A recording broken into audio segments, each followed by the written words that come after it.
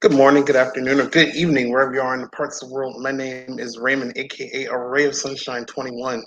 Welcome you to another edition of Array of Sunshine, bringing you positive stories to light. So glad that everybody can join in. Rick goes in here with one of the emotes of positive stories. So good to see you, my friend. Hopefully you had a great Tuesday. And I know I said last week that I would not be on, but if anybody's following my Discord and on Twitter, um, they'll change the plans from this week. So I said, well, I got a little bit of free time tonight, so I'm going to go ahead and stream some more stories for you guys for this week, and probably be a definite next week that I will not be streaming next week. So just going to take in an extra episode today here on Array of Sunshine. Tonight's show, we're going to have 7 positive stories and 3 videos for tonight. Some of these might be some short stories and some short videos. I know one of the videos include the Mr. Nick, the Buddhist monk, that I have featured some videos on him before. He will be on to give a little bit of life of self, our inner self. So you want to stay tuned for that as well. And the quote segment is also back um, to end our show. So stay tuned for that as well. But we got 7 amazing stories to get through tonight. Again, so glad to see you guys in here. Make sure to auto host this channel and also share out to your social medias like Twitter, Facebook, and all of that as we try to spread some positivity here in 2023. So if you guys are ready, let's go ahead and get started with our first story for this evening. And our first story, we're going to start out with a little poll and sleep routines and all of that for this year. If you're having any trouble sleeping, or if you're fine sleeping. Top ways that people are improving their sleep routines in 2023, according to a new poll, and this is from the Good News Network for January 22nd of 2023. And again, all of our stories for this evening is from the goodnewsnetwork.org. Make sure to follow them. Look up their website. Any positive stories that you don't see on here tonight is always on their website. They do a great job. Bring you up to date for positive stories, positive science news, any world news, heroic news, all of that. They got it all on their website. So make sure to check them out. It's a very good site. So again, top ways people are improving their sleep routines in 2023. So if you guys are ready, I'm going to go ahead and start with a little water here. Start off here. Ta-da! And we're going to go ahead and get started with our first story this evening here on A Ray of Sunshine. Let's go ahead and get started. If you wake up feeling more exhausted than when you fell asleep, you're not alone. A new survey of 2,000 US adults about their sleep found the average person doesn't get anywhere near the quality or amount of sleep they want. On average, Americans only get 6 hours of sleep on any given night, and they wake up feeling well rested only 3 mornings out of the week. The poll, commissioned by Premier Protein and conducted by the market research firm OnePoll, uncovered that not only were Americans seldom waking up feeling refreshed, but the average person also struggles to wind down before bed nearly half of the week. Parents, in particular, claim to struggle with nighttime routines. 35% of respondents who were parents said their nighttime routine suffers, with a similar percentage of parents sharing that they have trouble winding down before bed most of the week. But it's not just parents. 2 in 3 Americans, 66%, believe that they need 2 hours or more to wind down before being able to fall asleep. Respondents who live in the northeastern US, 38%, are more likely to struggle with winding down. Um, Continuing on with the story, respondents who describe themselves as night people, 53%, because they feel happier, more productive, or energized during the night, are also more likely to struggle with winding down. Those who identify as day people are more likely to have a good or excellent sleep routine, 45%, compared to just 22% of night people. Nearly 47% believe their eating habits have an impact on their ability to relax before bed. Quote, many don't realize how their evening routine and eating habits throughout the day can impact overall sleep quality, says Carissa Galloway, a registered dietitian nutritionist who consults with Premier Protein. Committing to a consistent and relaxing nighttime routine, as well as making healthy food and drink choices, can help support a healthy sleep regimen. The survey found that foods and beverages like milk, 41%, tea, 31%, honey, 23%, wine, 19%, and bananas, 19%, were believed by respondents to be the best thing to eat before bed to improve sleep quality.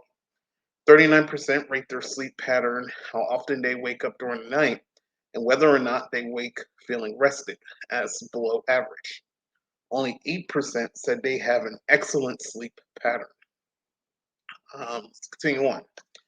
The random double opt-in survey also showed that Americans are striving to prioritize sleep routines and habits in the new year. 46% have already tried something new that they saw online with the hopes it would help. 2 in 3 reported they are focusing on winding down before bed. 49% are striving to commit to a regular sleep schedule. 43% are going to bed earlier, and 38% are vowing to practice a consistent nighttime routine. Here are the 6 tips that respondents believe help them sleep better.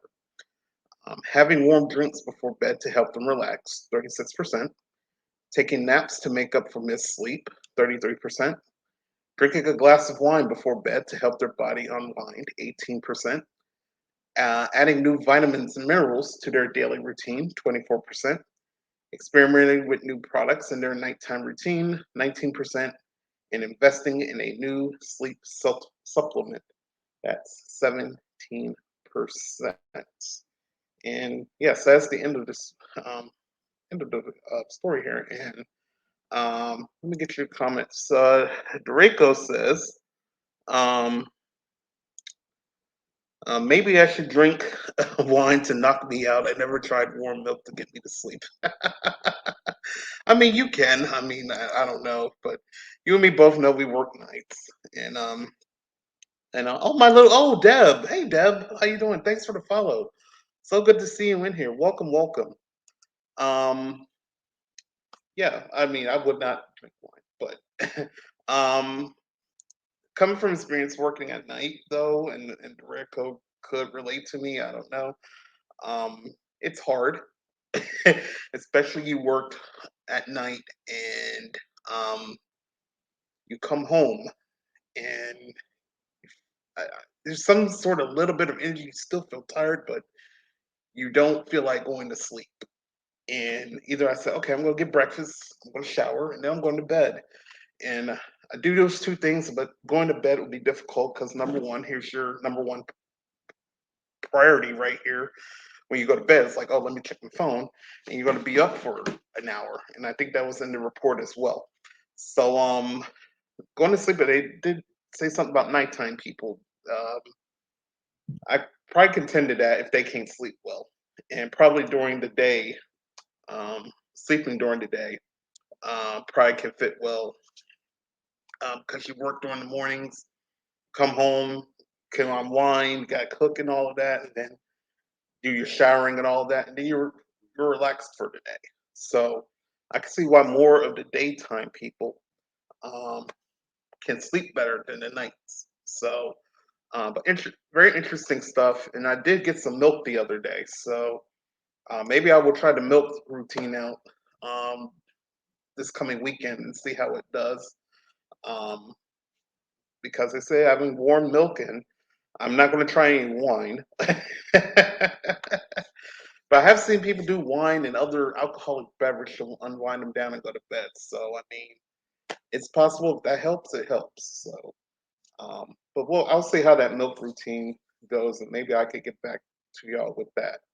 But this is the first story for tonight. Top ways that people are improving their sleep routines in 2023, according to a new poll. And this is from the Good News Network for January 22nd of 2023.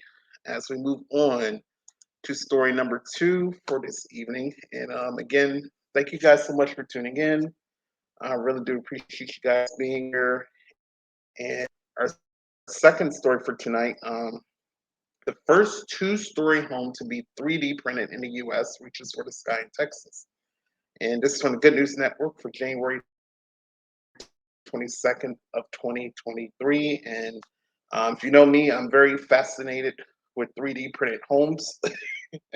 I have done a couple stories on these, and it's amazing.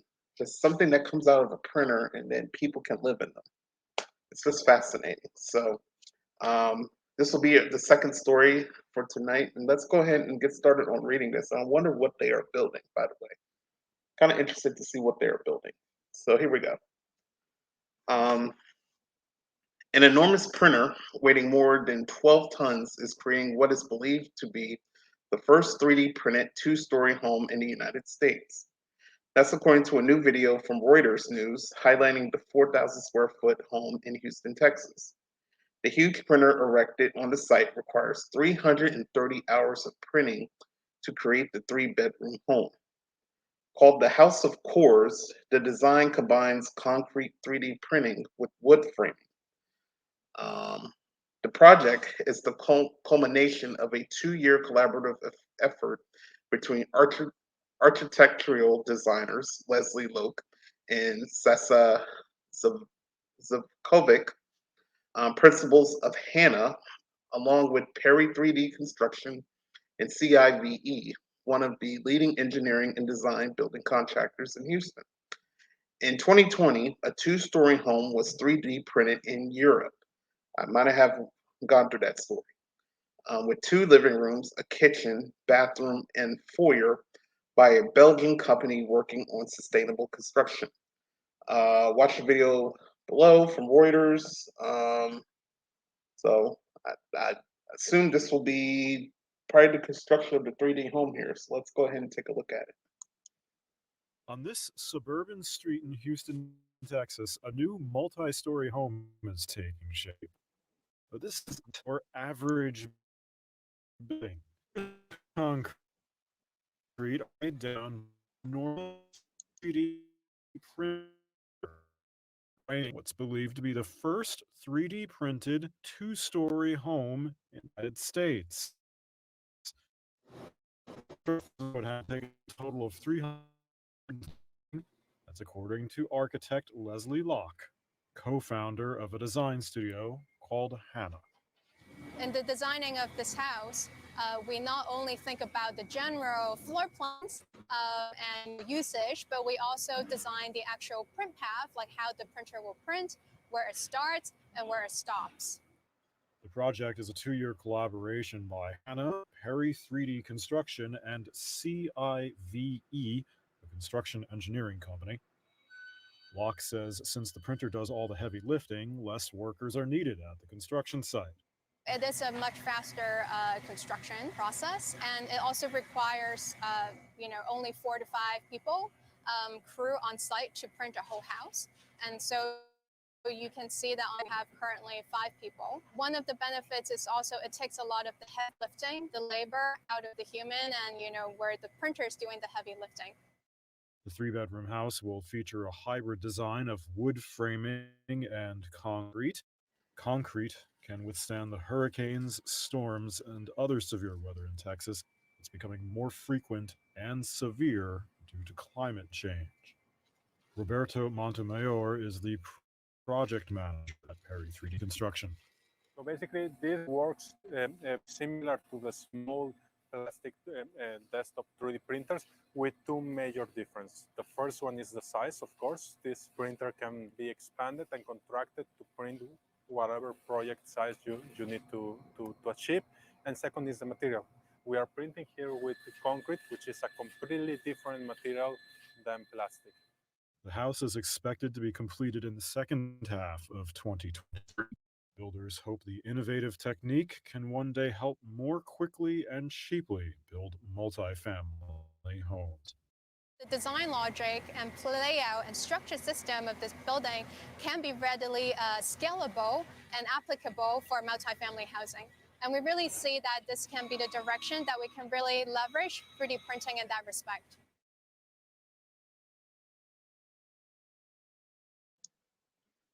So, I mean, and which is another thing to realize. Um, there we go, took it off. Imagine how much time they're saving by doing that, and just think about creating a building, a two-story building with construction workers, and then you got to deal with the weather. You got to deal, you got to deal with a lot of stuff and time to build it and all of that. And that will take months and years to build a building like that. And just with the 3D printing, and I think I mentioned this last time I done the story with this. Think about how fast you can build buildings, and given that it's probably going to be months, it won't be years. It'll be just months, and then to create it, and then obviously you can live in it in a quick amount of time. Fast way to get people into the building. So very impressive, and also probably one of the I think if my past stories as well, probably one of the safest buildings to be in as well, being constructed. So um, again, I'm just fascinated by these 3D printed stories. Um, so and now we're doing when we did single homes, and now we're talking about two-story homes. So The first two-story home to be 3D printed in the U.S. reaches for the sky in Texas. And this is from the Good News Network for January 22nd of 2023. As we get ready to go to story number 3, and this is a good story here of how to say pay it back, I guess. Tiny Alabama town shocked to learn farmer had secretly paid people's pharmacy bills for a decade. And this is from Andy Corbley of the Good News Network for January 23rd of 2023. And before that, let's go to some comments. Draco says, "You know they are making homes with digital printers. You mean like the 3Ds, right? 3D printers that we recovered there. But they should do it more for the homeless. That's true. Um, I think they should, and I probably will not be surprised if they are kind of currently doing that now.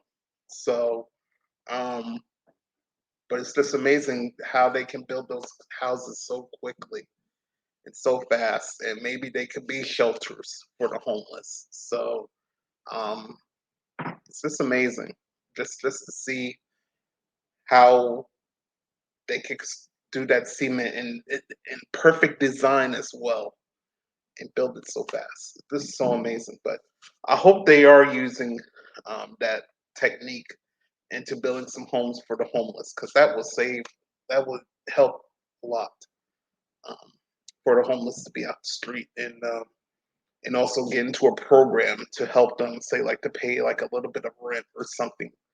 So that's a good thought, Rico. You know, um, homes to at least help the homeless. So, but that's a good thing. But now we're on to story 3 here, and again, a tiny Alabama town is shocked to learn that a farmer had secretly paid people's pharmacy bills for a decade. So a little bit of a pay it forward here, I guess, for a decade. Um, for what the for this story here, this gentleman here, we're about to read. So if you guys are ready, let's go ahead and go to story number 3 of 7 this evening here on A Ray of Sunshine. Here we go. Upon the occasion of the funeral for one Hody Childress from Geraldine, Alabama, it was revealed that for a decade, this quiet and humble gentleman was a sort of guardian angel for the town's poor and sick. A farmer and U.S. Air Force veteran, Childress began his covert charity campaign when he visited the local Geraldine drugstore and learned that all too many of the town's 900 residents couldn't afford to pay for their prescriptions. Life up until that point had been difficult from a health standpoint. Childress lost a son in 1973 and his first wife in 1999, whom he used to carry into the stands for local football games due to her multiple sclerosis. Upon hearing of his neighbor's inability to always afford their medications, he handed Brooke Walker, owner of Geraldine Drugs, a $100 bill. Quote, "Here, this $100 is for anyone who can't afford their prescription," Walker recalled in an interview with local news. "Do not tell a soul that the money came from me. Tell them it's a blessing from God." A month later, Walker saw Childress again walking into her store to hand over another $100 bill with the exact same instructions. "Do not tell a soul that the money came from me. Tell them it's a blessing from God." Um, Continuing on, he will return to the he will return on the first of every month for the same motivation for years until in late 2022 because he wasn't able to walk due a pulmonary disease and other health conditions. He decided he needed to enlist someone for help. He entrusted the task to his daughter, Tania Nix. Quote, "I was shocked. I had no idea that he was helping people at the drugstore," according to WBTM. At his funeral on January 5th of 2023, Nix told the story of Childress' decade of giving and how it was able to cover the cost of expensive medications for 2 Geraldine residents per month. The word got out that they had an angel in their midst, and WVTM reports that the townspeople have agreed to carry on his legacy. Quote, there are so many people in Geraldine who have lived longer because of Hody, pharmacist Heather Walker said. Hody was a true humble servant who will always be loved. How about that? Just just amazing. Just, come in to a drugstore, like, hey, here's $100 just to help somebody out. And he kept doing it for the past 10 years. Um, till he enlisted his daughter to do it. And now they're going to carry on that tradition. And that's amazing of how many lives you could have saved during the decade for prescription drugs, the people that need it, to help them, stay well. And for him to do it for 10 years, that's pretty remarkable and awesome. And I'm pretty sure he has a good place in heaven for helping out people in his town like that. And so kudos to Mr. Hody there. And again, always a good spot for good people in heaven. They do good things. So tiny Alabama town shocked to learn farmer had secretly paid people's pharmacy bills for a decade. And this is from Andy Corbely of the Good News Network for January 23rd of 2023. As we move on to story number 4, we're going to get to some art. A little bit of art, paintings made for us to learn here. An artwork found in shed covered in bird droppings turned out to be early Van Dyke. I want to say it's Van Dyke. Now at auction for $3 million. And this is for Andy Corbely of the Good News Network for January 24th of 2023. This is the artwork right here, and I make sure that I didn't see anything bad here, but that's there's the artwork there. So pretty remarkable artwork there. But worth $3 million. So if you guys are ready, let's go ahead and get started with story number 4 of this evening. And here we go. An oil sketch done by Dutch master Anthony van Dyck is going up for auction soon after being found discarded in a farm shed covered with bird droppings. Bought on a hunch for $600 in 2002 from an estate auction, it's predicted to sell for $3 million when it goes up at Stokeby's. While it was found far from the Flemish painter's home of Antwerp, the farmhouse lay in the town of Kinderhook, New York, a town settled almost certainly by his countryman, Albert B. Roberts. Believed it to be a work by a Dutch master of some repute, and bought it for the excitement of the chase. Continuing on, a study of St. Jerome is one of only 2 known live model works completed by the painter Anthony van Dyck. ArtNet reports it was likely created between 1615 and 1618 when the young painter was working as an assistant in Peter Paul Rubens' Antwerp studio. It depicts an elderly man with a long beard slouching on a chair, an interesting dichotomy of sinewy muscle and flabby skin characterizing him as a farmer or laborer. It gives art historians a chance to see a little more of Van Dyck's work as a young man, and thankfully the bird droppings had landed only on the back paper. That's good. I was like, where's the bird droppings out on the painting? I didn't see any, so it was on the back, which is a good thing. Continuing on, then 87-year-old Roberts exhibited the painting in 2019 at the Albany Institute of History and Art. The same year he had it elucidated by art historian Susan Barnes. Quote, I devoted the last 30 years of my life to the search of art that I like to call orphaned art, that for one reason or another has been neglected, overlooked, perhaps lost in the shuffle of the art world in different countries, he said at the time. Now deceased, some of Robert's pieces of orphaned art are making up at Sotheby's Old Masters collection. Anthony van Dyck became a court painter for Charles I of Britain, whose house revered him for his skill at portraiture. The king knighted Van Dyck, and upon his death had him interred at St. Paul's Cathedral in London. That's a little story of Anthony Van Dyck there, if you're interested. Um, how he got started. I do not know who Anthony Van Dyck is, but um, amazing to find a painting though, um, worth $3 million in a shed somewhere. um, It's a $3 million portrait, and the painting was out during the early 1600s. So it's just an amazing story to read and a new artist to know about as well. That's Anthony Van Dyck. So if you're interested, I'm pretty sure there's more on the websites around, but thought it would be interesting to see first an artwork, but also number two, an artist that we have never heard of. And if you have heard of them, please let me know. So story number, I think this is 4.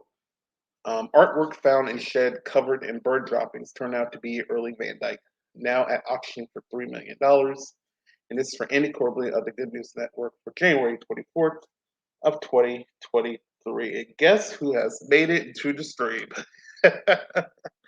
As we go on to story 5 real quick here. Let me get to story 5 and then we'll get to the point redeems here. And story number 5, inspired by daughter's life-saving kidney donor, father returns the favor and becomes a donor. And this is from the Good News Network for January 24th of 2023. We got 2 people. Tim's in here. Hey, Tim. How you doing? Hopefully you had a great Tuesday. So good to see you in here. And Frank's in here dropping these point redeems. Hoo is what he said. He's an owl. So good to see you in here, Frank. So good to see you here, Frank, Tim. And Frank has redeemed stretch, hydrate, and a posture check.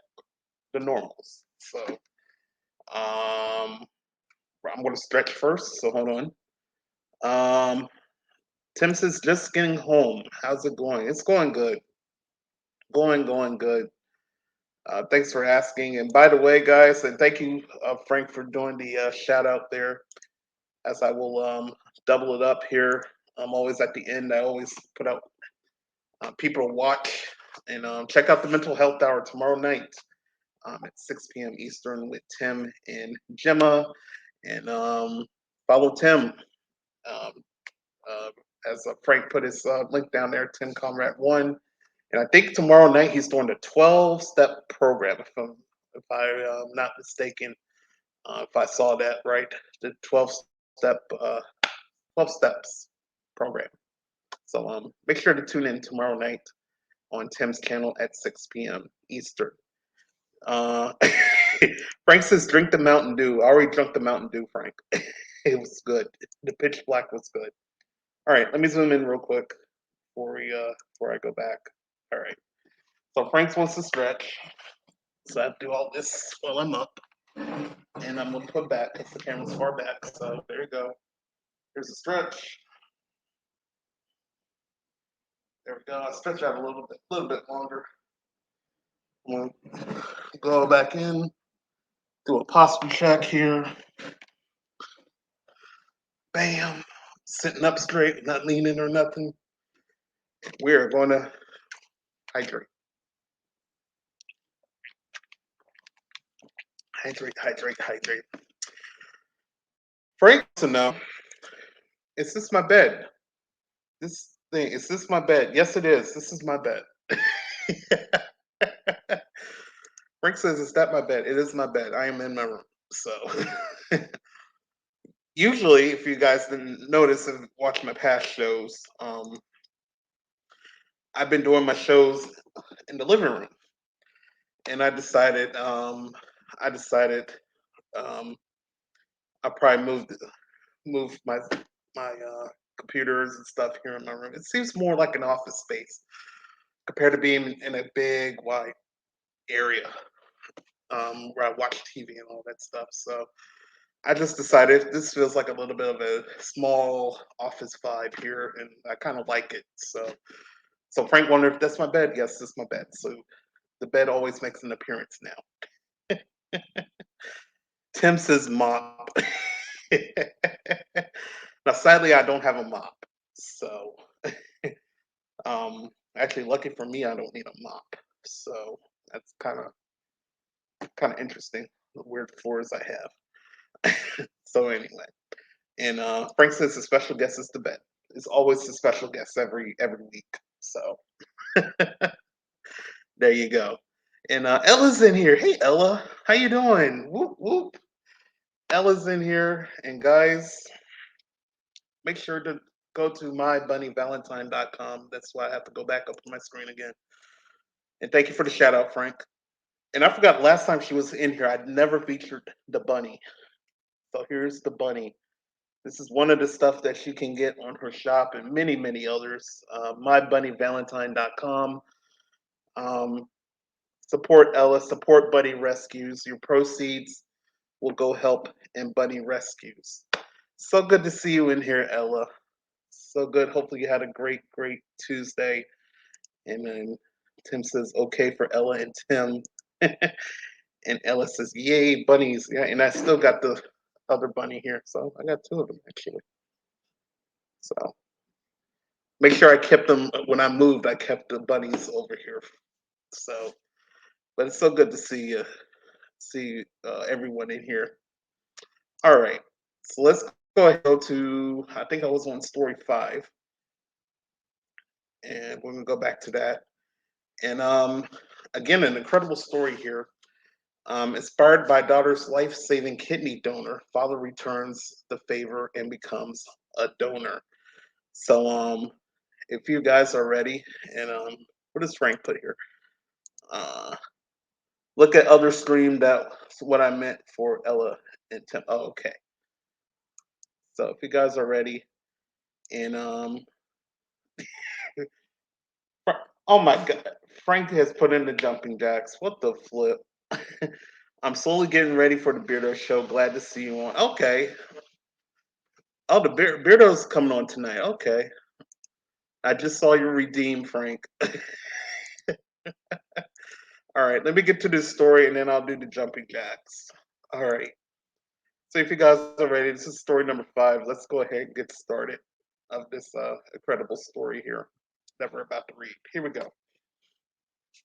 A Welshman decided to donate his kidney to an unknown patient after his daughter received a donated one in a potentially life-saving procedure. Um, when Arfin Jones' daughter, Serene, became seriously ill and had to have both her kidneys removed, he did what any father would do and signed up to be a donor. However, the surgeons determined that his kidney would not match, and for months, Serene sat on a dialysis machine 10 hours a night. In April of 2022, Arfin received a call that a suitable donor had been found. Quote, without the kidney, I wouldn't be alive today, possibly, said 19-year-old Serene. It was while Serene was awaiting a transplant that Arfin learned more about how to be a living organ donor and that a normal person can lead a healthy life with just one kidney. Quote, after Serene got her new kidney, she was told that I could get off the living donor list. That's when I had a very strange experience, Arfin told the BBC. It was as if I heard a voice telling me there is someone else who needs your kidney, and I just felt that I had to stay on that list. Arfin became a kidney donor at 70 years old just before Christmas, remarking he had given someone a very nice present. He doesn't know their identity as it wasn't a friend or family member, but he knows they're doing well. Um, 1/3 of all kidney donations in the UK come from living donors who provided they follow basic healthy habits of eating well, exercising regularly, and getting proper amounts of sleep can lead long and healthy lives. So let's think about it. He became a kidney donor at 70 years old. Um, 70 years old, donating a kidney. I think he might have gave someone a kidney, by the way. But Um, just amazing to see that, hey, someone gave my daughter kind of like a new life with the kidneys. So maybe I can, in return, do a favor for someone else, which is kind of awesome to see. And I don't know how many are donors in the United States. I know every time we renew the license, people renew their license here, they ask if you'd like to be a donor. So I guess that's kind of a, I don't know if that's kind of a thing here in the United States. In most states that they ask you, hey, do you want to be an organ donor? But it's interesting to be an organ donor and saving other people's lives that really need an organ um, and hopefully find the right match as well. So um, very interesting story, an inspiring story for Mr. Afrin there. So inspired by daughter's life-saving kidney donor, father returns the favorite, becomes a donor. And again, this is from Andy Corbally of the Good News Network for January 24th of 2023. As we go on to story number 6, and kind of a something incredible that I have never seen before. And when I read the title, we're going to go ahead and do some jumping jacks, thanks to Frank. Um, Incredible drone video of a moose shedding its antlers.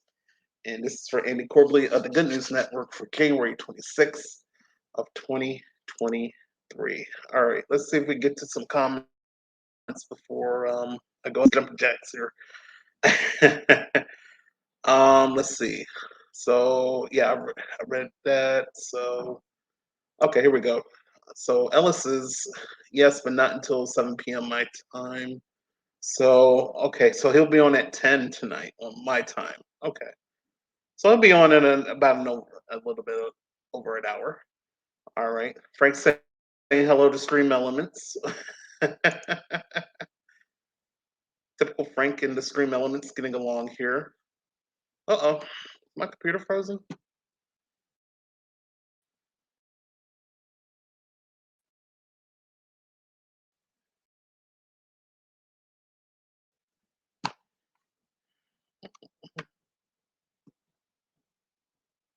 Okay, I got Frank's comment there. All right. My computer kind of froze there for a second. All right. And everybody's just saying hi. And yeah, 70-year-old donor. It is impressive. And that is the ultimate paying it forward. Exactly. Just to save, say, hey, someone saved my daughter's life. I think I should go ahead and save someone else's. So that's incredible to read that story. Um, just a couple of these nice stories, guys, just about paying it forward. You got our earlier story of somebody paying medical people's medicine bills, um, just putting out $100 to the pharmacy and say, "Hey, don't say that it's me. Say it's a gift from God." And sadly, he passed on. But just doing that for 10 years—that's incredible. And now seeing a father becoming an organ donor because someone saved his daughter's life. It's just remarkable to hear those stories. All right, we'll zoom back in. Frank, hopefully you're still in here. He might have left, like he usually do. But 10 jumping jacks is coming up. So you guys are ready? He just likes to see me do jumping jacks. So 10 jumping jacks. All right, here we go.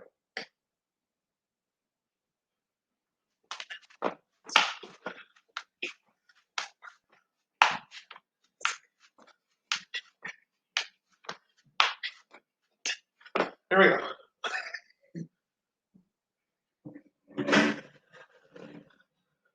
This is the only guy I know that has what I put 10,000 for that. I'm gonna need to start raising that up now. He said, "Let's go." Ella with the bunny, Frank's with congrats. All right. Thank you, Frank, for the exercise. I really do appreciate it. All right, let's get back to the story. We are actually on our 6th story. So we got this, we got one more story. Actually, the last story might be a little sad for people. It's good, but Just hearing the story could be a little bit more of a tearjerker. So I just want to put a little warning out for that one for our last story before we get to videos. Frank says, come back for more next week. Hey, guess what, Bucko? I'm not going to be here next week. I'm going to be on vacay next week. So,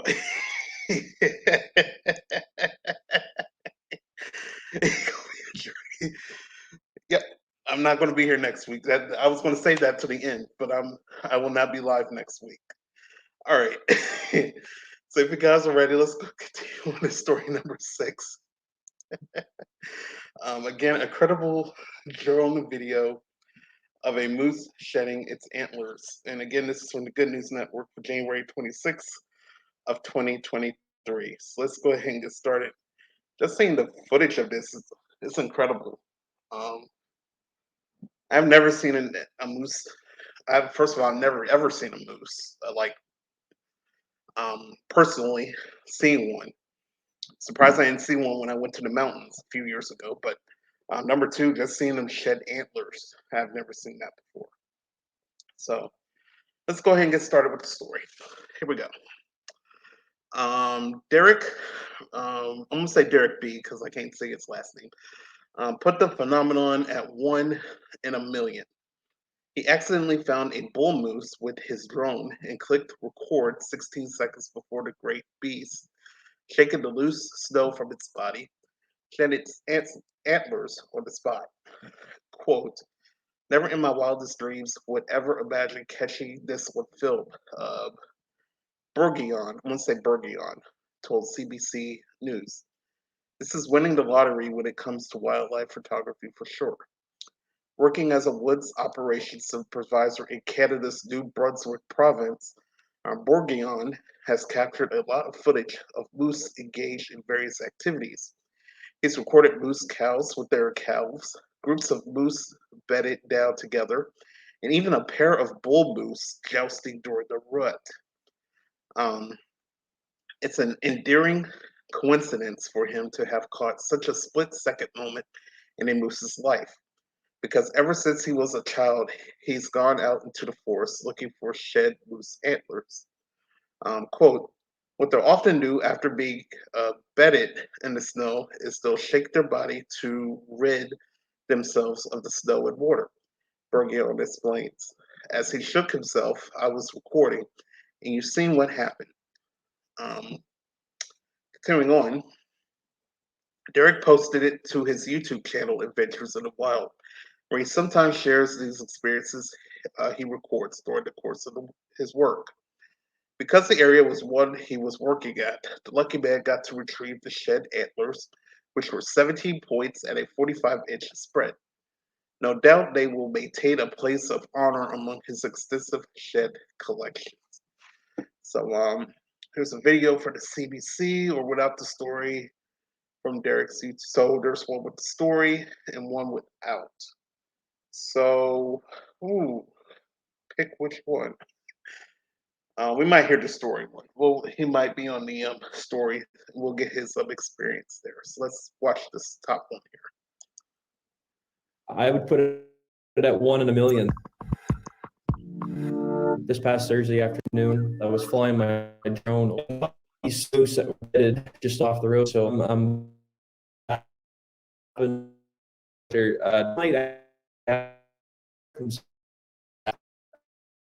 in a lifetime film. Not only one antler, but both antlers shook off at the exact second is crazy rare. And man, when they flew off, I shook a little bit. I was adrenaline rush for sure. I've found a few hundred sheds in my life. Very rare do you find both together. They could carry together for a week, even longer sometimes. Oh, I see them. This just made it extra special to have both. It was an amazing moment just to be able to walk in and grab those sheds. He's 17 points, 45 roughly inch spread. So I'd put him at about a 3 or 4 year old bull. This is definitely winning the lottery when it comes to film and wildlife. That is amazing. So Derek says he's been doing this for 7 or 8 years consistently. He has his eye on he calls him K, with a 34 amp. All right, I'm back. All right, so yeah, that's amazing to see that. And again, I've never seen um, a moose shed ever, so that's kind of a experience there. Let's see if I play the last one. How long that will be? It's about 3 minutes. I think this is probably just the camera. Oh, there we go. There's the shedding right there. That's incredible. So maybe that's just the drone footage of what he took, but um, that's incredible to watch and just to pick it out afterwards and show it. Now that's part of his collection. It's pretty amazing. So always interesting to see stuff with animals and what kind what do they do and all of that. And once I saw this story, I said a moose shedding his antlers. I was like, I've never heard of that before. And now again, we got another educational experience of a moose shedding his antlers. So very interesting story with that. I'm pretty sure that he'll grow up some more antlers probably. So a good story out of Canada here. So again, incredible drone video of a moose shedding its antlers. It is from Andy Corbley of the Good News Network for January 26th, 2023. As we go on to our last story for this evening, and again, I did put a little warning out that this story could be a little bit of a tearjerker, but also it could be an inspiring story. So our last story for this evening, before we get to videos, 6 memory bears, Song with Love, and Grandpa's Flannels for widows' grandchildren. And this is for Andy Corbley of the Good News Network for January 27th of 2023. And let me see here. Jane, how you doing? Welcome to the show, Jane. Happy Tuesday. I haven't seen you in a while. Hopefully you're doing good. And of course, the one time that Franks goes away, because he would have definitely put a shout out to you, Jane. So I'll do it myself. Give Jane a shout out. Jane, you were on last week. However, I never got to come in see you, so I don't know if you were still doing the Spider-Man and the Iron Man art, but Jane is a great artist. So make sure to follow Jane in her art adventures, what she makes. She's a great artist and a great person. So, and there's Frank. There's Frank. So Jane, we put you out 2 shout outs. So, all right. So, and she said thanks. All right. So let's go on to our last story. And again, this is the story of 6 memory bears, Someone with Love, and Grandpa's Flannels for widows' grandchildren. So if you guys are ready, let's get ready to start our last positive stories before we get to videos. Here we go. A hospice care volunteer who sews together teddy bears for patients who lost loved ones recently completed a monumental task of teddy bear sextuplets bearing a loving grandfather's flannels. Patrice Travis works as a volunteer seamstress at Ascent Care Hospice Care in Boston, sewing a memory bear anytime one of the wards passes away. Thomas Lennon was a patient there before he died in August of 2022 due to complications from Parkinson's disease.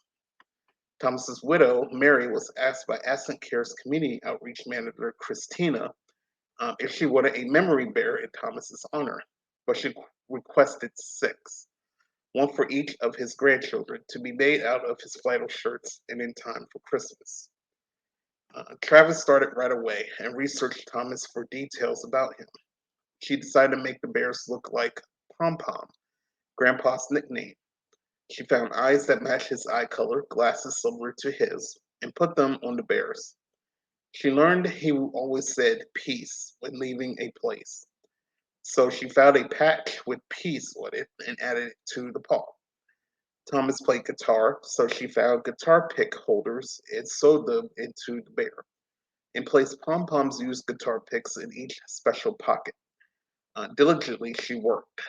Left with extra shirt material, Patrice decided Mary needed a bear too. The impossible task of finishing 7 bears was completed in 3 months. And there's the bear right there. There's the bear. Brenda, hey Brenda, how you doing? Welcome, welcome. So there's the bear right there. Nice bear. Continuing on, quote, uh, they took on a life on their own here at our home, Travis said. Each ended up with a different personality in the face. I earnestly loved working on the project. 2 days before Christmas, Mary visited the hospice care center for the Big Bear transfer and was simply astonished at what one volunteer had managed to accomplish. Outreach manager Christina said, I'm astounded by how much the bears captured the essence of Mary's husband, adding simply that Patrice is just remarkable.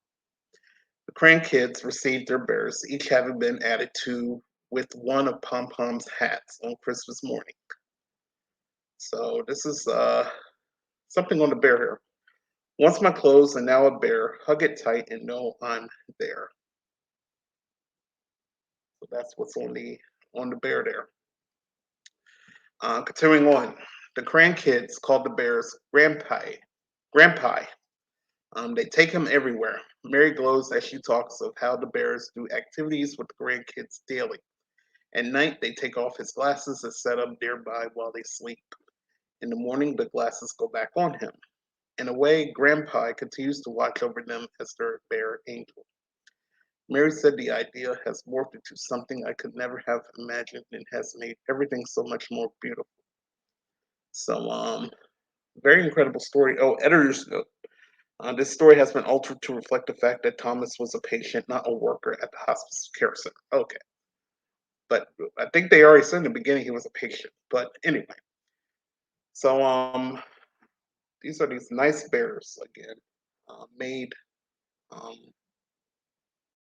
made for the grandchildren, and I think she made one more for his wife.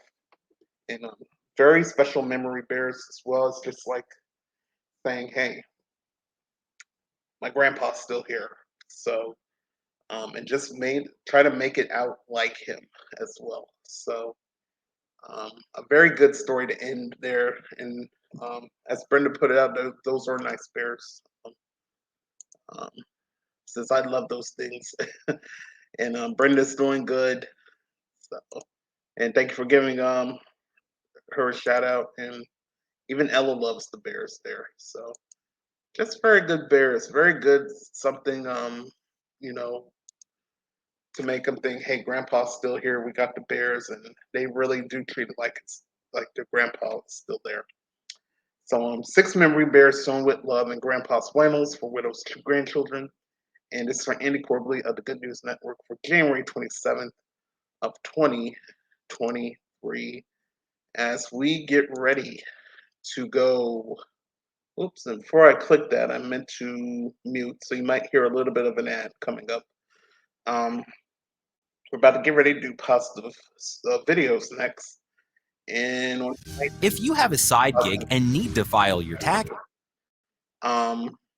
we got the top 5 positive stories for the month of January. Wait for the pause here. There we go. We don't go anywhere. In the store. Don't know why it continued, and we're good. Okay.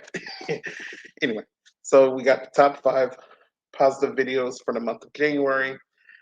We got Mr. Nick returning, the Buddhist person that I featured about last month, I think, and he's going to talk about self love, I think, if I put that out correctly, or knowing yourself better. There we go.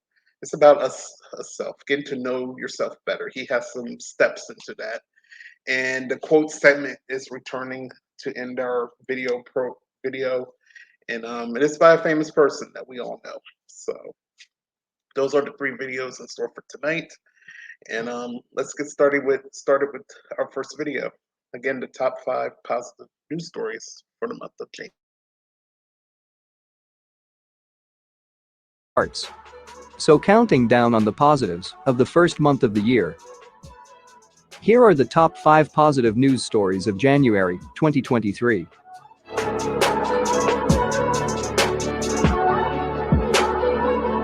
If you like the video and find the content meaningful, then kindly press the super thanks button and contribute whatever you can to the channel.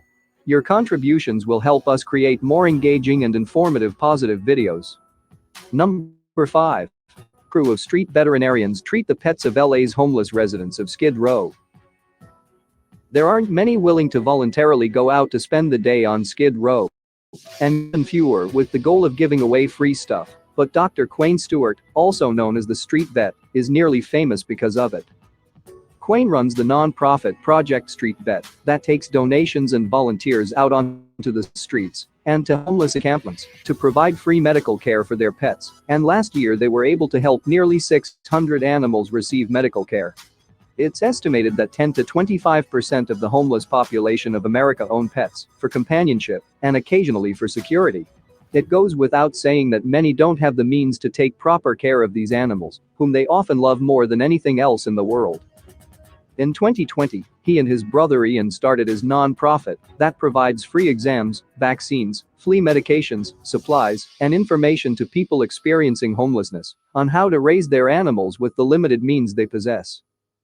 Charity organizations partner with animal clinics and Project Street Vet to open pop-up clinics where the homeless can bring in their pets for even more sophisticated medical care, as well as procedures like spaying and neutering. Project Street Vet also assists qualified pet parents with their pets' veterinary care through financial assistance grants. They rely entirely on charitable contributions, and anyone who wants to donate time or money can do so at www.projectstreetvet.org. Number 4. Once biologically dead, the River Mersey in England is best environmental story in Europe. Famous more as a cultural feature than as a natural one, the pace at which the River Mersey is recovering to a fishy wonderland has ecologists stunned. A recent survey found 37 different species of fish, more than 2.5 times as many as were found in the previous survey, 20 years ago. Scientists at the Mersey Rivers Trust, a charity-driven partnership for nature in the area, believe that these species are breeding in the 3 Mile White Estuary. It's the best environmental good news story in Europe without a doubt, said Mike Duddy at the Mersey Rivers Trust. Everywhere else nature is in decline, but in the Mersey the wildlifeometer is in the green, and it's got loads and loads to go. Humpback whales were recently seen in Liverpool Bay area of the Mersey River for the first time since 1938, while the Mersey itself has also welcomed back otters, salmon, octopus, porpoises, and seals. The trust is currently compiling a species list and is holding a competition with local fishermen to see how many can be recorded. Duddy expects to raise the count of 37 fish species to 50 this year. Number 3. Hero ran a marathon every day in 2022 and then went to work at his job, raising $1 million for charity. For many, running a marathon is an accolade of life, a culturally fixed way of proving athletic ability and determination, but for Gary McKee, it's literally just another day in the office. McKee ran a marathon every day of 2022 to raise money for cancer treatment, and a simple multiplication problem of 26.2 into 365 will reveal he ran 9,500 miles during the year, equivalent to crossing the United States 3 times. He ran through 20 pairs of running shoes, and what's more, his marathon was only a prelude to going to work in the morning at the Sellafield nuclear site. On New Year's Eve, he finished his final marathon to cheering crowds and fireworks near his Cumbrian home. News came in that he had made his £1 million mark for donations to Macmillan Cancer Support and West Cumbria Hospice at Home. It's difficult to put into words how grateful we are to Gary for taking on this unbelievable challenge, said Hayley McKay, Director of Funding and Communications for Hospice at Home West Cumbria. The physical and mental strength he has shown is incomprehensible. Number 2. British company develops first tractor in the world to be completely powered by cow dung. New Holland's brand new tractor runs on liquefied methane allowing farmers to decrease their emissions and save money on expensive diesel. But that isn't the only reason it's more efficient, as the company says the fuel can easily be produced by methane from cow pies, allowing for a more circular economic model in the most circular of industries. The pioneering tractor is claimed to be a match for the performance of standard diesel-powered systems. The groundbreaking machine by British company BEM, which has been researching and developing biomethane production for over a decade. Waste byproducts from as small as 100 cows are turned into a fuel called fugitive methane in a biomethane storage unit based on the farm. A cryogenic tank fitted on the tractor keeps the methane in liquid form at -162 degrees centigrade, giving the vehicle as much power as a diesel, but with significant emission savings. It was put through its paces during a pilot run on a farm in Cornwall. Dioxide emissions were slashed from 2,500 metric tons to 500 metric tons in just a year. The company is also investigating the wider uses of the technology and hope it could one day be used to charge electric vehicles in rural locations. Number 1. Tanzania scraps independence celebration and diverts funds to kids. Tanzania's President Samia Suluhu Hassan has cancelled Independence Day celebrations and directed that the budget instead be used to build dormitories for children with special needs. The 61st Independence Day event was to cost $445,000, money that will now be used to build 8 dormitories in primary schools around the country. Tanzania's Minister of State, George Simbachawene, said that the money had been disbursed and the dormitories will be built starting January 2023. He said that instead of having parades and other national celebrations, the East African country will commemorate Independence Day by having public dialogues on development. Usually, Independence Day celebrations are marked with pomp and state banquets. This is not, however, the first time Tanzania has cancelled the celebrations. In 2015, then-President John Magufuli cancelled celebrations and diverted funds towards the building of a road in the commercial capital, Dar es Salaam. If you like the video and find the content meaningful, then kindly press. All right. So those were your top 5 positive stories for the month of January. A good time to have that since today is the last day of January, and some interesting things for the month of January at the top 5. Go ahead, before we get to Mr. Nick. And I always go ahead and because I always look at the videos and I forget to set them back. So there we go. We don't want to get too ahead of ourselves here. So part of the top 5 was what Ella mentioned earlier, and which kind of was surprising. Find her comment up here real quick. Yeah, the useful tractors being used by cow dung or cow poop. Any way to save the environment. So cow poop can be used to save the environment. Hey, and not use gas. That could be a good thing. And also in the science and environment world, the river in Europe is good, clean. Seeing animals swim there, which is kind of awesome. Also, the guy that ran a marathon in 2022 in return to work. Very incredible for what he did. He did it for charity as well. And finally, the mayor or the president of a country scrapping their Independence Day and put that money into helping the children have beds and shelters and all of that, which is kind of awesome to do. So, amazing top 5 for this month of January, and hopefully February will bring much, much more as we are cruising into 2023. Let's get to comments before we get to our next video. Ray, are we going to do that Super Bowl prop thing or what? So you must be talking about those questions that you gave me on on Twitter. We will. We just got to think of some questions. And can I throw cow poop at you? No, sir. All right. Now we cut up on comments. All right. So next is Mr. Nick here. He's going to talk about knowing ourselves and the steps to knowing ourselves.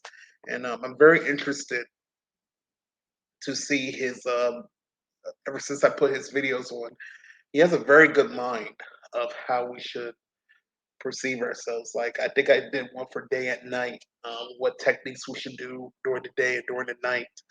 And I think I did another video, but he really breaks it down to how we should, you know, um, I guess kind of have a calm or inner self just to think, you know. So we're gonna put on another video here from Mr. Nick. This is the longest video for tonight, but he really breaks down in categories of our knowing our inner self. So let's go ahead and get started with the video.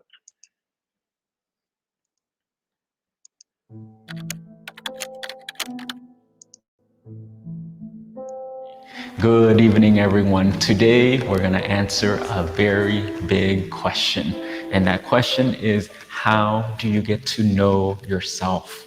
And before we answer that, for me, I want to give you context of where I am. And right now, I'm in a beautiful meditation hall in Singapore. We've been here for the past week and a half. And to meet the locals here, meet with the staff and the volunteers and the youth who are running the meditation center, it has just been amazing. The youth took us out to go see the sights here in Singapore, to get to know the city better, to get to know the culture and the people, to know what people struggle with and the issues that they're faced with.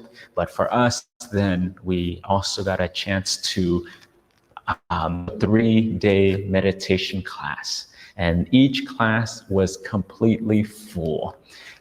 And to be able to share the wisdom, to sit in meditations with the locals here was just wonderful. And from that, one of the questions that we got is, how do you get to know, or how do you know yourself better? And in this video, for me, I wanted to give you 6 tools that would be helpful for you to start that process. So let's get going.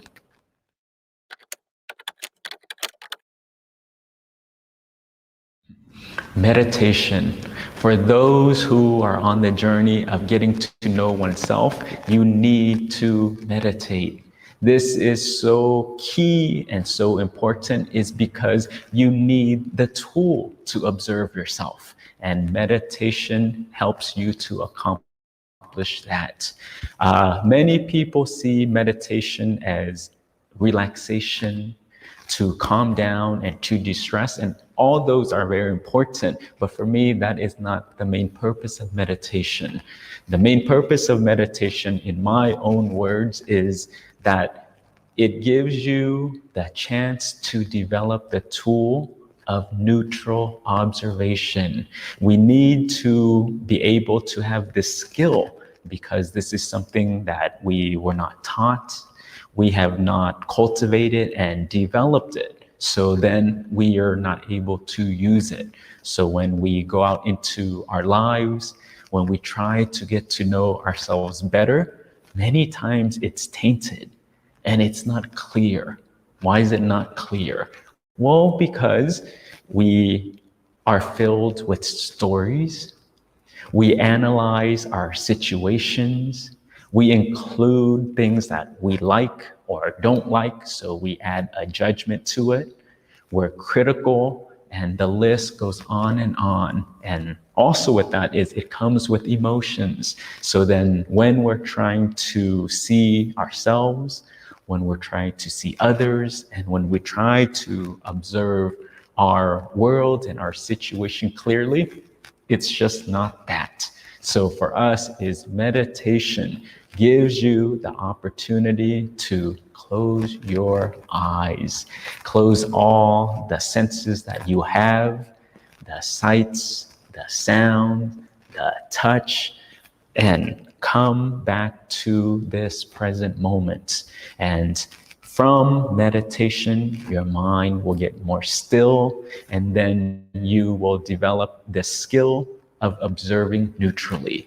When you develop and cultivate this skill, now take it outside and take it and use it to do what? And then use it to look at yourself, see you as you are. So if you're wanting to get to know yourself better, meditation is just imperative. So let's start that practice now.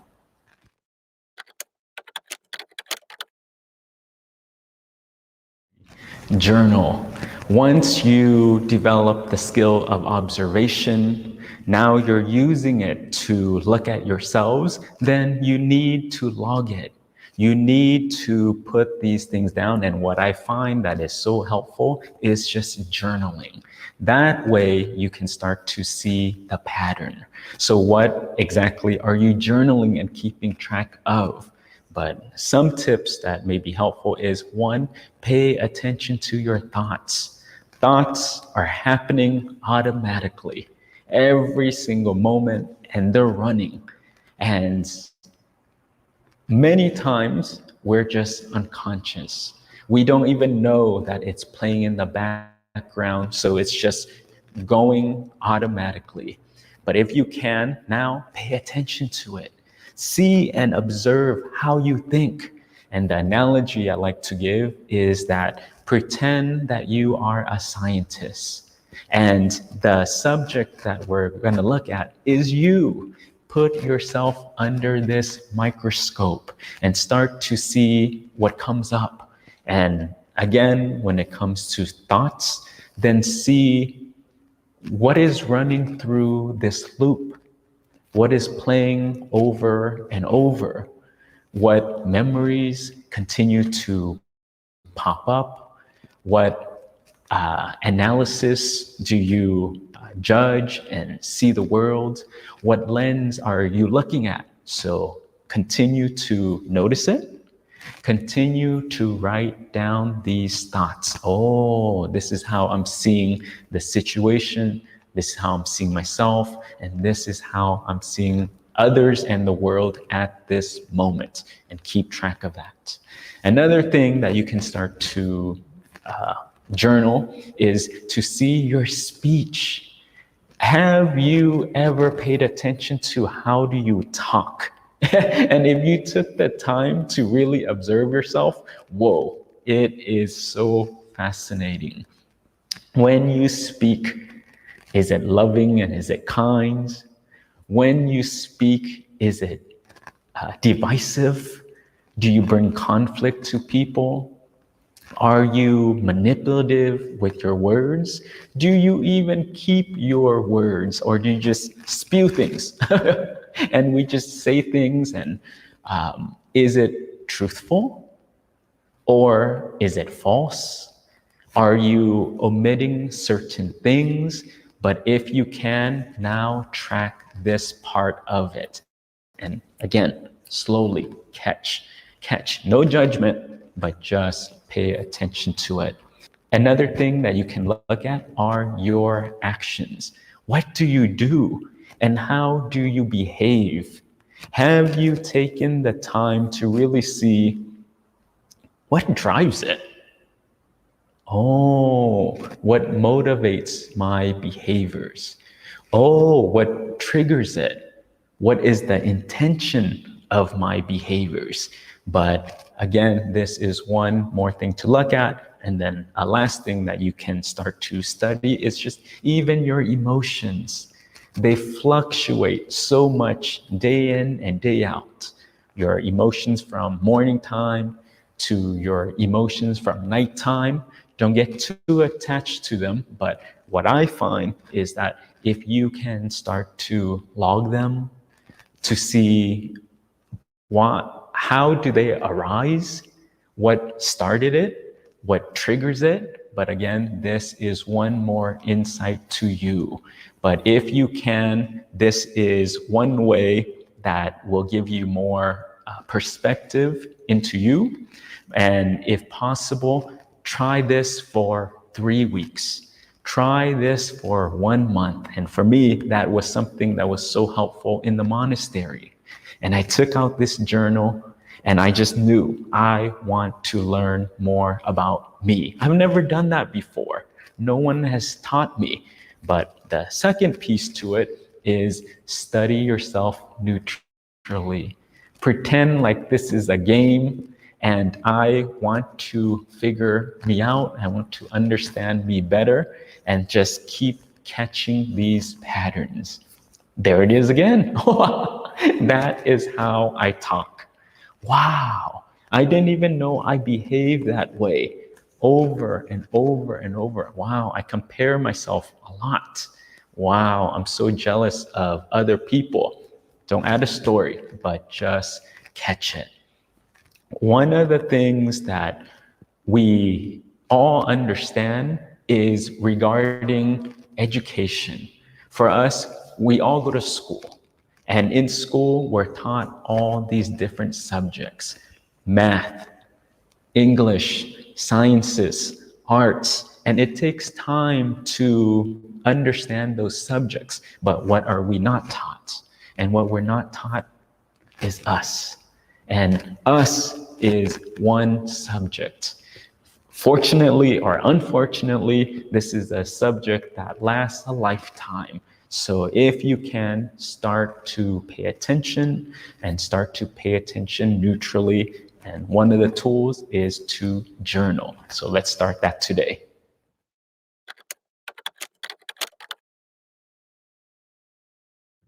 Get feedback. Remember when you were younger and you first learned how to drive. You're out there in the road, you're a student driver and practicing. What was one of the most dangerous aspects of that and that you needed to pay attention to? And that piece is your blind side. Your blind side is you need to turn around. You need to actively pay attention to because it's being blocked and we can't see this part of it. So now apply that blind side to you. You're in your experience most of the time, and most of the time then we can't see how we come across. We can't see how other people experience us, and some things it's just not in our peripheral. So what I find that is so helpful is find trusted people to give you feedback. But with this, there's some caveats that are quite important to take into account. One is, who are you going to for feedback? Not everyone is the same. And I find that some people, well, they don't have the wisdom or the insight, and they don't know how to give feedback. So by going to them, it does not help. If you have no self-awareness, you don't know how to language it in a way that can be helpful, then it might not be the most appropriate. The second thing that I find as something to pay attention to is making sure that you are in the space to hearing that feedback. If you're very irritable at this moment, do not ask for feedback. But what I find as most helpful is when I'm in a good space, when I'm calm, I have the intention of going to that trusted person and I say, can I please get feedback? Can you share a perspective and a view of me that I may not be able to see? How are my thoughts? How are my speech? How are my actions? Can you give me insight? And then for myself is when you're in that space, they give you that feedback, they're actually giving you a gift and an insight into you. And for me, I have one response. Thank you. And that is it. But many times people fall into this trap. They have the courage. Now they go ask someone for feedback. And then someone gives that feedback. And then, oh, right there, you're defensive. And then now you want to explain. Well, no. This is the reason why I did this. This is the reason why I behaved. You just lost the whole purpose of that exercise and you did not benefit from this fully. But for me, it takes some humility, and then now in that space, go ask the trusted person. They'll give you this feedback, hopefully with pure intentions. And your response again is thank you, and take it. If it applies to you, then use it and fix it. And maybe if it's not so accurate, then again, still take it. But they gave you that gift. So along my journey, who have I used to give me insight into these blind sides? And for me, I'm very specific. And some of the people that I used was in my lay life were my coworkers who were therapists. And we had many therapists, but for me, it's nope, let me select the right ones who knows how to give that feedback. And for me, on the spiritual journey, I trust my teaching monks, and when it's appropriate time, meet with them, and I would ask them, Prajan, teaching monks, please, can you give me some feedback or some insight into myself, and how do you experience me? And I take that gift, I try to integrate as much as I can. But again, in your situation, it is different, but see what works for you. And if you can, try to find trusted people that you can get feedback from.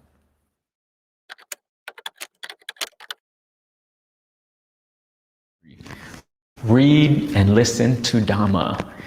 When we are on the journey of knowing ourselves and to know about human behaviors and motivation, reading books on wisdom can be helpful because it gives us a starting point. It gives us a framework to understand patterns. And it's already laid out here.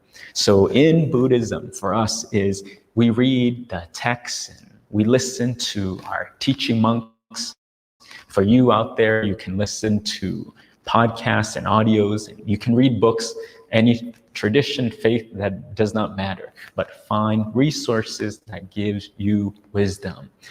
Look at how they describe motivation, how they talk about the human patterns of suffering, of healing, of changing habits, what drives people, how emotions affect your actions. But all of these things are out there, and it gives you those theories, and it gives you a perspective so you don't have to start from scratch. But if possible, start to surround yourself with wisdom.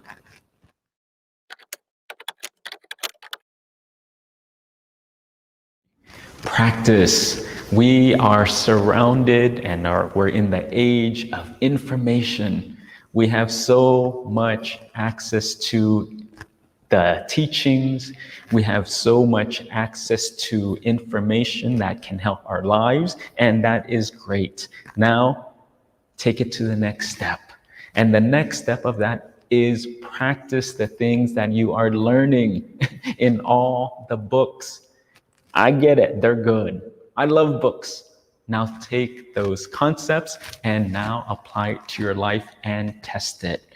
For those who have been watching these videos, you're following along, wonderful. We love having you here, so thank you. But even more important, take the tools. Start journaling. Take the tools of developing a morning routine. Take the tools of an evening routine and how do you wind down. Take the tools of giving, of being a moral person. We're giving you actionable steps. We're teaching you how to meditate. Good, great concept, great theories. Now practice it. Go use it and test it and see, is it accurate? And one of the beautiful parts that I love so much about Buddhism is they always tell you, the Buddha, our teaching monks, our mentor monks, and they share all of the information with us. And they say, Do not take anything as truth. Go prove it. Go prove that it's wrong. Go prove and go test. Does it work for you? Does it stand up to the test of time?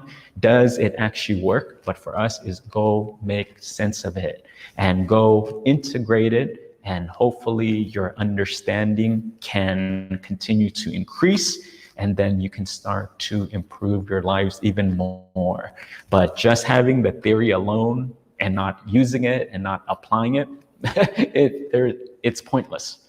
So if possible, learn both theory and then each day continue to implement it and test it out.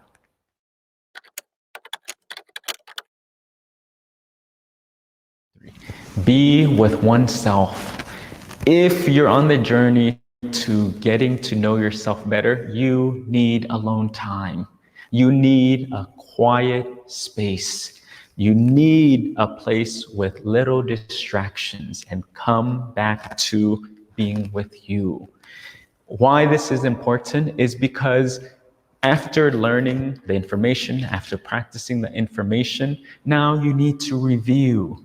You need to contemplate and you need to reflect to see today, how did I do? Today, what makes sense? What does not make sense? What am I lacking? Am I going the right direction? But we have all this data, and now we need to synthesize it and then to see what is correct. And for the things that are working for you, keep doing. And the things that no longer serve you, start to let them go. And each day, hopefully, you can improve little by little, little by little. Add the good things. The things that are not helpful for you, get rid of them. Get rid of them, and you can start to refine yourself. So if possible, make time to slow down and be by yourself.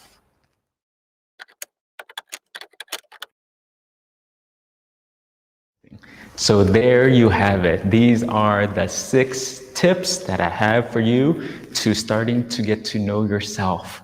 If possible, continue to put all this together. Every single day, if you can, develop a schedule for yourself. Develop a plan or a curriculum where you keep doing these things. They build on top of another and they support each other. So if you can, integrate a meditation. Start to your observations to have, again, about people, the world. Then get back trusted people so you can see aspects of yourself that may be hidden from you or that you're currently unaware of, giving you more insight into yourself. Then surround yourself with Dhamma and wisdom and audio and practice. Put it into action. Once that is done, then find a quiet space and reflect, contemplate, and start to make sense of them. And this takes some time. And the mistake that many people make is they'll do it 2 times. And then you think you should know yourself. Or some people will try to answer these kind of questions so quickly. Let's get to the point. You do not know yourself. And if we can understand this, then we would dedicate the time. And it takes contemplation, it takes wisdom, and it takes a refinement process. And what I love about Buddhism is that you have to keep doing it. And you go in a cycle. And you do it over and over and over and over again. And when you reflect, then your wisdom increases. Then you know yourself a little bit better. Then you understand the mechanism of change a little bit better. And from this, then you do it again. And it keeps going deeper. It's a spiral, deeper and deeper, and you know yourself more each day. So the last thing I would leave you with is, hopefully this can be a fun process. It does not have to be so stressful and so serious, but take it where, you know what, let me just get to know me, understand how I function, how I operate. And when you can do that, it will come back to serve you. You can then make life better, start to make choices that honors you and avoid choices that may add harm. But hopefully these tips are helpful. And as always, I just wanted to encourage you, send you my blessings, and hope that you are all happy, safe, and healthy. So Satu, and thank you, everyone.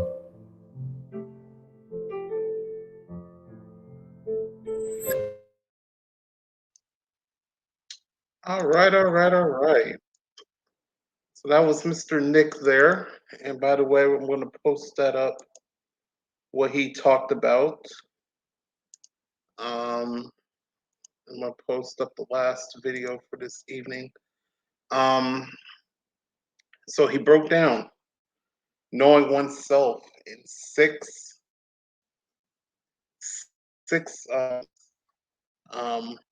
get through these commercials first. Come on. Hate when it goes to 2 and it just freezes. It's like, please move on. Okay. All right. So he broke it down into 6 separate ways to knowing oneself. And that was meditation. Always meditation. Get into your inner thoughts and all of that. Journaling. He really got into detail with the journaling, which I do agree with. Write down your, kind of like your feelings, or how do you act on certain things, and just write down, likes or anything about yourself. Just write it down in journaling. He really got into deep detail with the journal. Get feedback from other people. You're like, hey, um, how am I as a person, or something like that, or anything kind of off, or you know um, different. Um, just getting feedback from other people. And now Mr. Ford, he said read, so I guess like books, going to books, reading books, and all of that. I kind of missed that part, but he did said read, and it had to do with books and stuff like that. Practice your technique. Practice your knowing yourself, your inner self, and also be with oneself. Be in a quiet spot for yourself. So those are the 6 things he mentioned in the video, and hopefully you guys enjoyed that. He really does do good at breaking down things, and especially knowing oneself. So trying to be yourself there. So hopefully you guys enjoyed that video. I did. It's kind of interesting just to hear how he breaks that all down. It's very, very incredible. Now, when we were watching the video, Chris was in here. I don't know if he's still in here. It's so good to see Chris in here. And Brenda resubbed for 6 months. I really do appreciate you, Brenda. Thank you for the resub. And I thought I saw my sub number goes up to number 4. And I'm just like, someone subbed with Prime. And usually sometimes the Prime takes its time to go through. So but for some reason that went through. And Brenda gave me a stretch too. So thank you. I will go ahead and do the stretch real quick. Actually, I'll do that now. And Frank did the stretch last time. I was full screen. So I'll go full screen as well for you here. We'll go ahead and stretch real quick here. Make sure y'all see me because the camera's all right here. And we are down to our last video for tonight, so it was actually good for a stretch there. And I think if you just saw who I just posted there, thank you for the stretch, Mirna, by the way. Winston Churchill will be our quotes person for this evening. And for Frank, he's still in here. He says, "Hey, is that your bed?" Yes, this is my bed. I moved everything from my living room into in here because this feels like more of an office space here. So anyway, back to the show. So I haven't done quotes in about 2 or 3 weeks, so I was like, let's go ahead to bring it back for this week. And Winston Churchill is the person for quotes this evening. So let's go ahead and take a look. And while y'all look, I'm going to go ahead and I'm going to be off for about a minute, and I will be back on the screen. So Winston Churchill is your quotes person for this evening. Hopefully you guys will enjoy it. And I think this is about 10 minutes. So this is the last video for this evening for A Ray of Sunshine. So let's go ahead and take a look at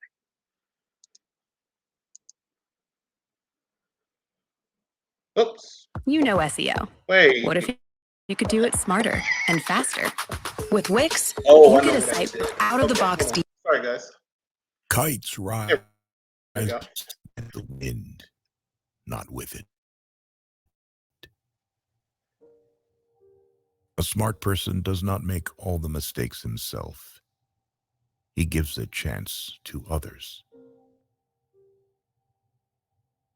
Do not wish health and wealth, but wish good luck. Because on the Titanic, everyone was rich and healthy, and only a few were lucky. Courage is rightly esteemed the first of human qualities, because it is the quality which guarantees all others. Success is not final. Failure is not fatal. It is the courage to continue that counts. A big advantage is for those who make mistakes early enough to learn from. Do you want your past word in an argument? Tell your opponent, perhaps you are right. This is no time for ease and comfort. It is time to dare and endure. You will never reach your destination if you throw rocks at every barking dog. If we open a quarrel between past and present, we shall find that we have lost the future. Success is stumbling from failure to failure with no loss of enthusiasm. To improve is to change. To be perfect is to change often.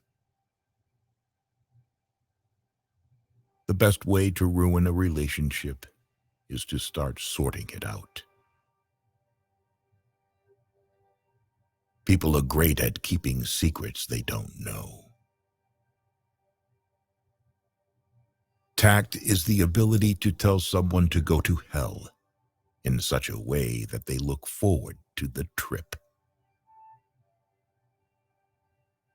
Even the most dazzling light does not happen without a shadow. I am fond of pigs. Dogs look up to us. Cats look down on us. Pigs treat us as equals. One ought never to turn one's back on a threatened danger and try to run away from it. If you do that, you will double the danger. But if you meet it promptly and without flinching, you will reduce the danger by half. If you're going through hell, keep going. Every crisis is an opportunity. Do not let spacious plans for a new world divert your energies from saving what is left of the old.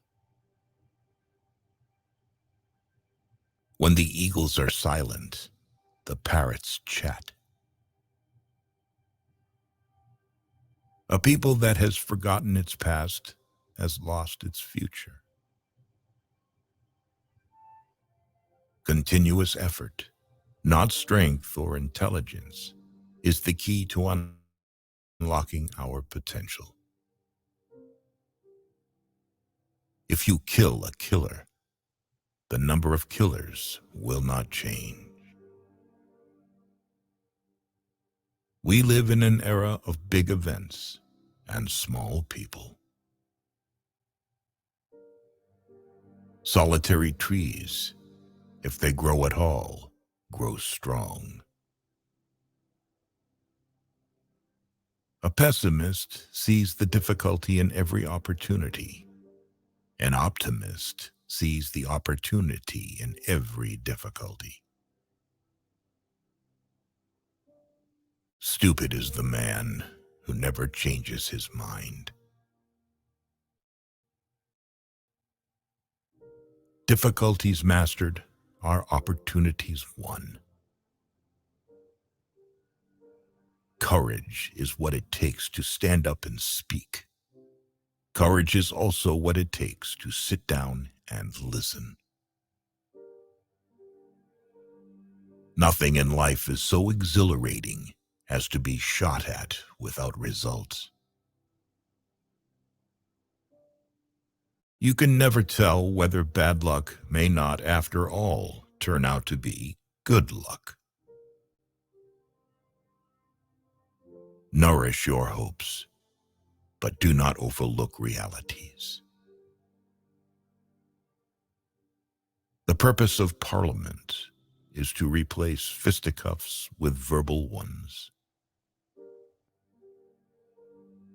We shape our dwellings, and afterwards our dwellings shape us. We are masters of the unsaid words, but slaves of those we let slip out.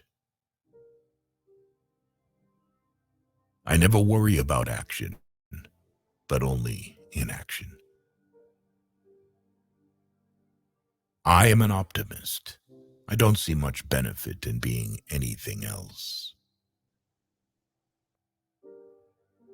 The true guide of life is to do what is right. The power of man has grown in every sphere except over himself. It is better to be making the news than taking it, to be an actor rather than a critic. A lie has time to go around half the world, while the truth puts on its pants. When two fight, the third one wins. The inherent vice of capitalism is the unequal sharing of blessings. The inherent virtue of socialism is the equal sharing of miseries. Healthy citizens are the greatest asset any country can have. Throughout their lives, every person has to stumble over their great chance. Unfortunately, most of us just get up, dust ourselves off, and move on as if nothing had happened. War is when completely innocent people die for the interests of others. Power is a drug. Whoever has tried it at least once is poisoned by it forever. From wooden shoes to wooden shoes, the path of 4 generations. The first generation makes money.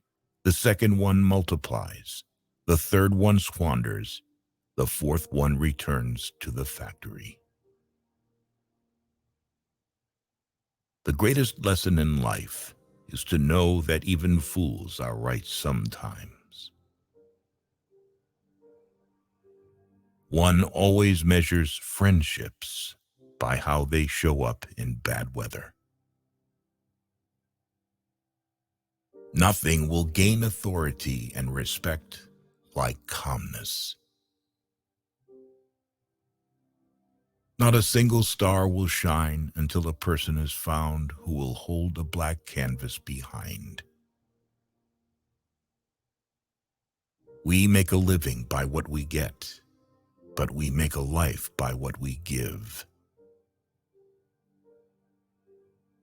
Learn history. History contains all the secrets of political foresight. You have enemies? Good. That means you've stood up for something, sometime in your life. Every man should ask himself each day whether he is not too readily accepting negative solutions.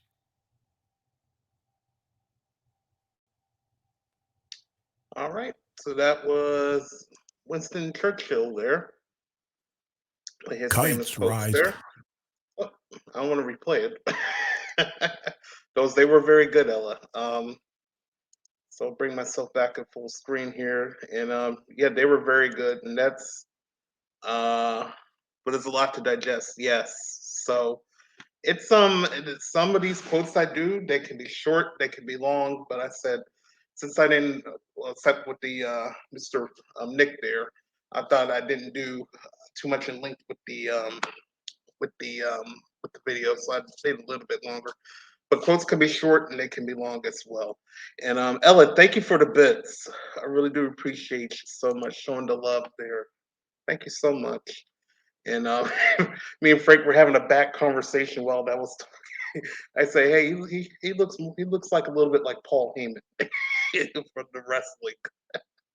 But yeah, they're very thought provoking, and that's why I came out with this in the summer. I said, let's see how the quotes thing will go, and people really like it. So, and I really like it as well. It gets you thinking on some of those quotes. So I really, really do um, um, like the quote segment there.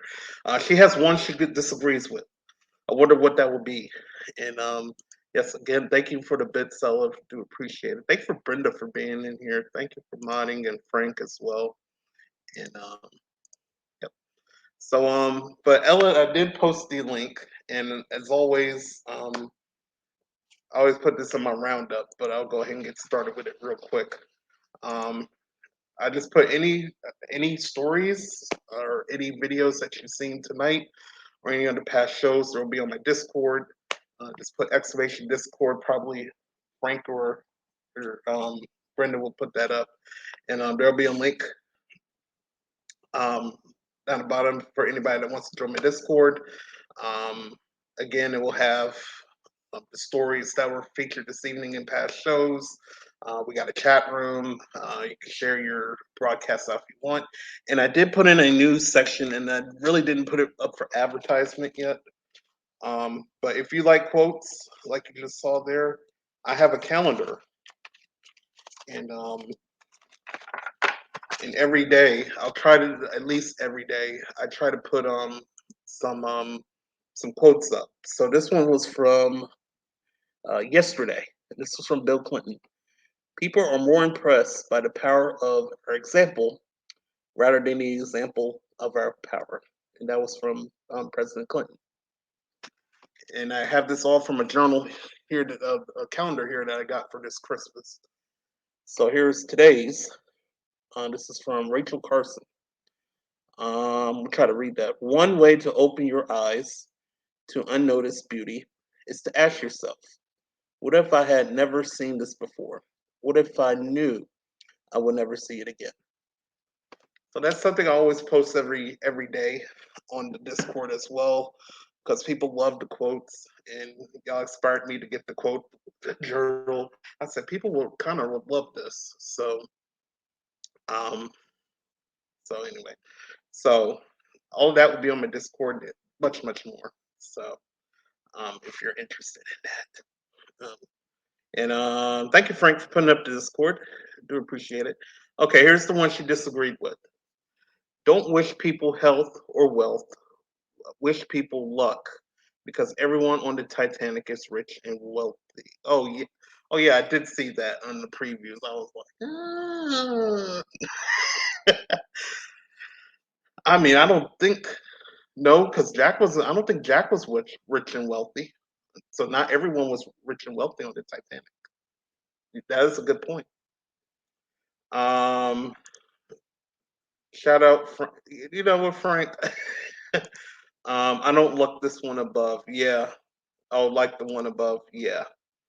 So yeah, that was kind of weird for him to say, but I don't know. It could have been for something back then as well.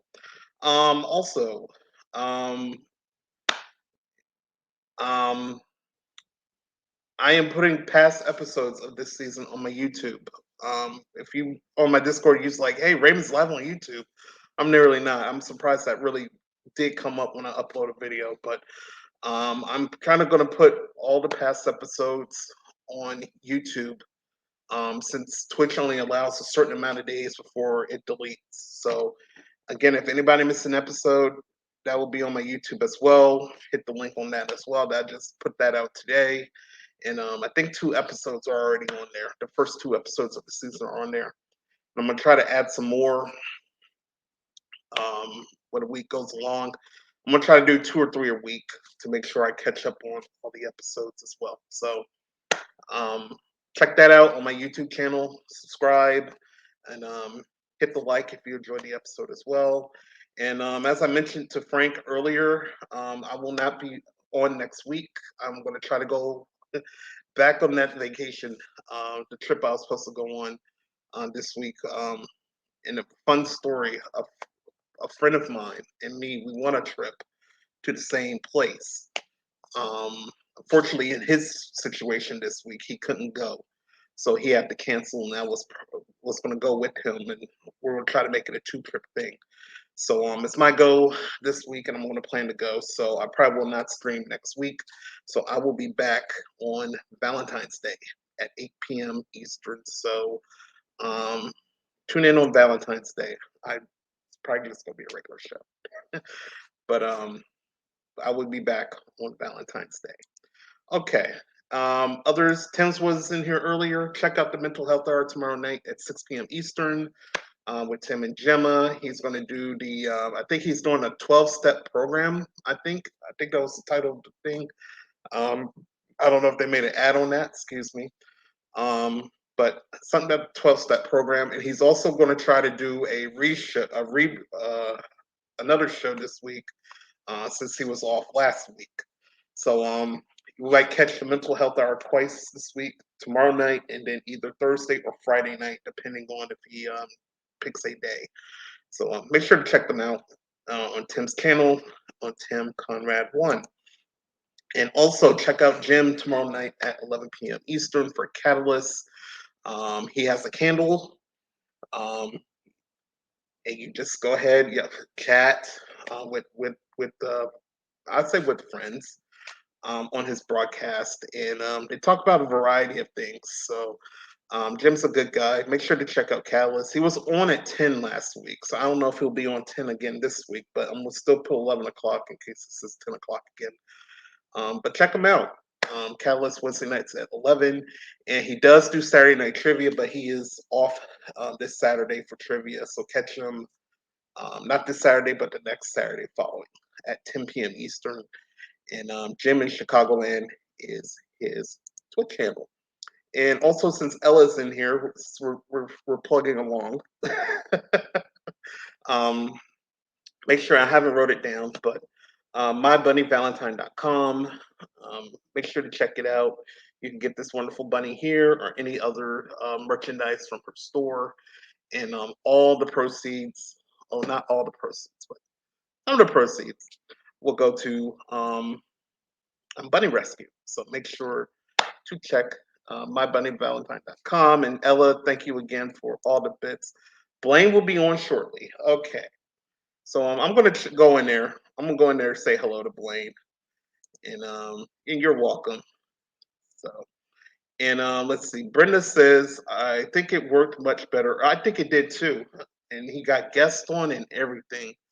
So I'm hoping he does keep it earlier. I hope so. Um, I feel like 10 o'clock will be there. It will be good. And Ella will be on with Blaine tonight. So is Wilson busy this month? He might be busy this month. Um, it's just been the Blaine and Ella show, which I kind of don't mind, but probably Weirdos is busy. It's busy, so um, hopefully he's doing well as well. I haven't seen him in a while. Um, okay, yeah, Wilson got too much going on lately. Okay, I hope he's doing well. I haven't seen him in a while, so hopefully he's doing well. So yeah, but I want to make sure to go into to and say hello to the Blaine and Ella show tonight. And also, I want to put thank yous out again, Ella for being here, Brenda for being here. Oh, I hear he might show up tonight. Well, that's definitely some must see TV to watch there, or must see computer to watch as well. So I'll go in there and say hello to you guys. No problem. And thank you for being my dinner date. No problem. Hey, thank you for watching. Thank you for being here and keeping me going. You guys, Ella, Brenda, Frank. Who else was in here? My friend Dorico. That was the other person that was supposed to be. That was the guy with the trip. He didn't, and he canceled, but he came in and supported me. I appreciate him. Frank was in here. Brenda, thank you for the resub. Ella, thank you for the. I think you did 200 bits today. Thank you so much for those bits. Do appreciate you. Tim was in here earlier. I appreciate him. I'm just scrolling up to see. Oh, Chris was in here. So I thank Chris for being in here. Hopefully it warms up in Colorado. 0 degrees. That's something I will not do. But I think Friday night here is supposed to get like 15 degrees. So maybe that cold air is coming over here for one day. Um, but thank you to Chris and my little bit, Debbie Mack. She followed me. So thank you, Debbie, for following me. And I think that's about it. I think I shouted out everybody that came in the comments. If I missed you, I'm sorry, but um, I really do appreciate you guys um, being here. It really means so much to me and the love and support. And Brenda, thank you for the bits. Thank you for the party, party, party. Thank you so much for the bits. I do appreciate you guys. Dina said it was -20 below where she is. Wow. Wow. So yeah, we're gonna get some cold air coming. Um, I think our chance will be Friday because I think it's supposed to be 30 something and low will be 15. So at least last one day. The last time we had cold air, it lasted about 3 or 4 days, and that was not pretty. So um, yeah, same as me, Brendan. I'm hot natured, but yeah, that's kind of too cold. I'm ready to go. I'm ready to go to the beach. I'm literally just looked on the website these last couple of days. I'm like, oh, once it gets warm, I'm going to the beach. I haven't been to the beach in I don't know how long, 4 or 5 years. It's I'm overdue.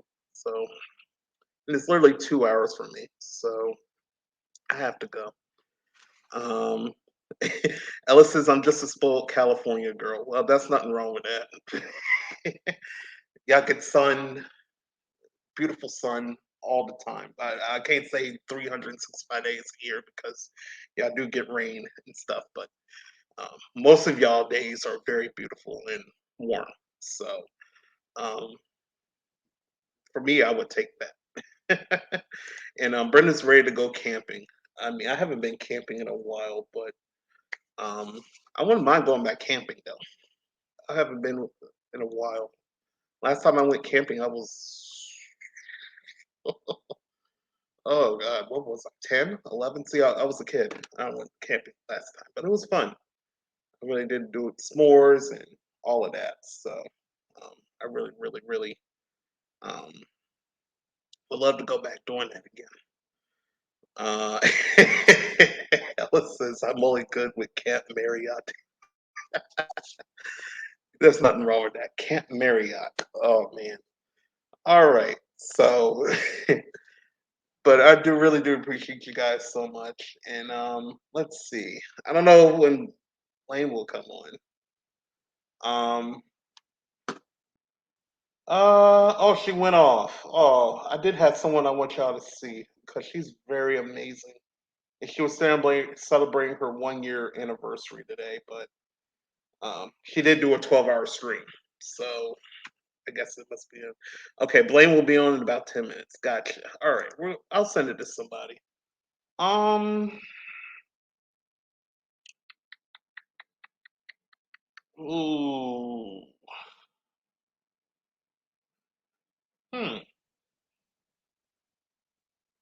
You know what? Y'all want to see C.S. Murphy? There you go. There you go. Me and Brenda were think the same thing. So if we're thinking the same thing, we can do the raid. And yes, let's visit CS. Um, Brenda, if you don't mind, you can do the raid call if you want. If you're near a computer. If not, I can do it. Yes, let's go visit CS.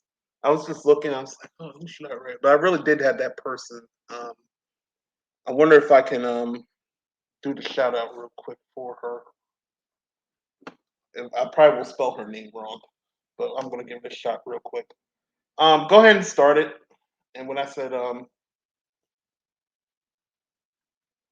want to do the shout out, is that the right one? Yep, that's her.